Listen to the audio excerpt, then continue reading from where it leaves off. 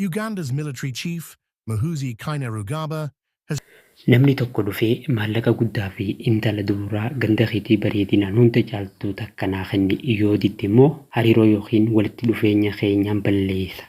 Manattiin si dhufa yoo siin jee maal goota? Namichi maraatamoo fayya jettee kofaltamoo ni aarta. Duuba maal goota?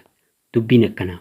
Ilmi pirezidaantii Ugaandaa kana dura loowwan 100 isiniif kennaa ministeera muummee Xaaliyaan Joorjiyaa Meeloonii na fuusisaa yoo diddan immoo waraana kiyyaaniin Roomaa dhufee weerara jechuudhaan addunyaa ajaa'ibsiisee ture. Ammas gaafii fi doorsisa biraa qabatee as ba'e. Amma dabareen kan Turkii ta'e. Ajajaa olaanaan raayyaa ittisa biyya Ugaandaa Jeneraal Muhoozi Kainerugaba ammas obomboleettii biraa dippiloomaasii irratti bifa haaraan kaase.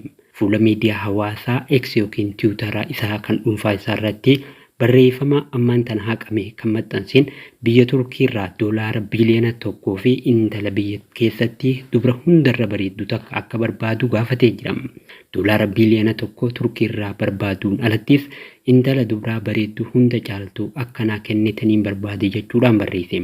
Barreeffamni kun battaluma inni barreessetti miidiyaa hawaasaa wal gahuudhaan yookiin vaayiraal ta'uudhaan qeeqaa fi komii guddaa kaase.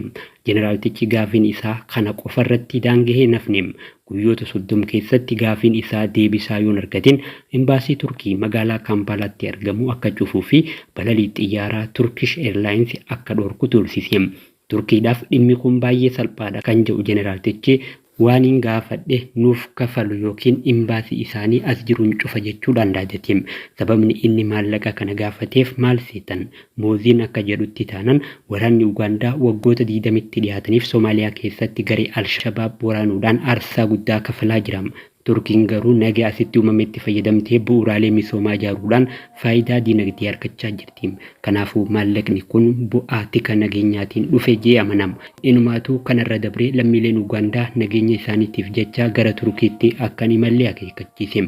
Barreeffamuma kana keessatti dhimma biraa kaaseen biyya Israa'eliif deeggarsa cimaa qabu ibsuudhaan biyya qulqulluu san eeguudhaaf loltoota waraanaa Ugaandaa 100,000 erguudhaaf qophii ta'uu isaa hime. Kunis namichi kun hangamitti yaada isaa saffisaan akka jijjiiruu fi dubbiin isaa hagam takka akka wal faalleessu agarsiiftuudha jaamaa jira. Jeneraal Muhooziin dubbii falmisiisaa akkanaa dubbachuun kun kan isaaf jalqabaati miti. Bara 2002 ministeera muummee Xaaliyaanii Joorjiyaa Meeloonii fuudhuudhaaf loowwan yookiin sa'aawwan 100 Xaaliyaaniif dhiyeessee yoo diddan Roomaa dhufeetiin weerara jechuudhaan dhaadatee ture. Kan hordofeetii abbaan isaa pirezidaantiin biyyattii Museeveniin dhiifama gaafachuun isaanii ni yaadatama.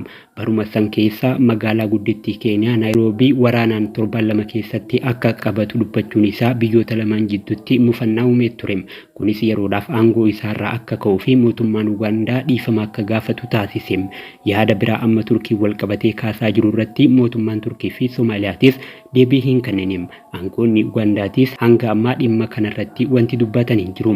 Gaafiin guddaan amma ka'aa jiru garuu dubbiin falmisiisaan jeneraaltichi dubbachaa jiru kun imaammata mootummaa Ugaandaati moo qoosaa dubbii nama dhuunfaa miidiyaa hawaasaa irratti of to'achuu dadhabe tokkooti kan jedhudha.